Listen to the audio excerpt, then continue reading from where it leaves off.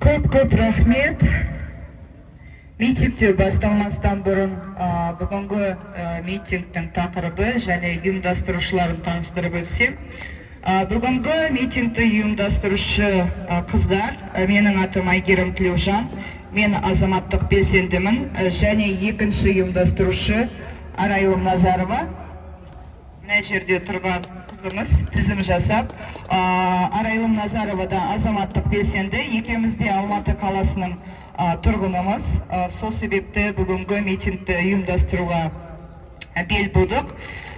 Тақырыптағын өздеріңіз білесіздер. Біріншісі Досаев отставкаға кетсін, екіншісі Алматы қала тұрғындары әкімін өзі сайлауға құқылы.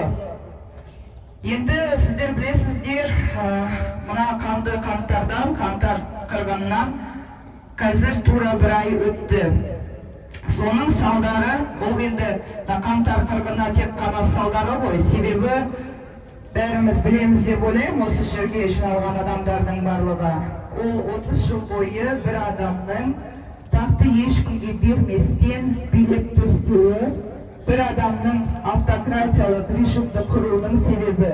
Ендіген әкім боламақты, әкім болу үшін ұлтқа жана жейтін ұлт жанды, еңбек қор, шаруашылықты білетін адам болу керек. Ол не біледі, атасы басы білмейді, ештеңеде. Ұлы, орда әкімшілігі бен, орда түрме.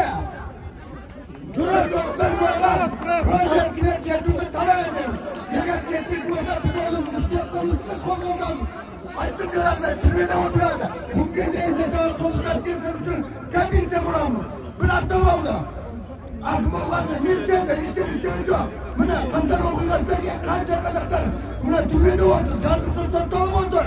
Неге солардың туысқандарымен кездесіп бір ауыз сөйлемейді? Оларға жаңағы қайтыс болған марқұмдарға көңіл айтпайды. Потому что ол ара, еті дұрыс емес, халық жауы. Мен айтып отырмын, естісең, ана жеткізіп барсын, ертеңнен қалдырмай, түрмеде отырған туыстары, қиналып, азап шегіп отқан, солардың туысқандарын жинап ертең кездессін, марқұм болған адамдардың үйіне барып көңіл айтсын, жәрдемдесін, неге полицияға, әскери қызметкерлердің ортасына көмектеседі, дұрыс көмектесін, бірақ қарапайым адамдарға көмектессін.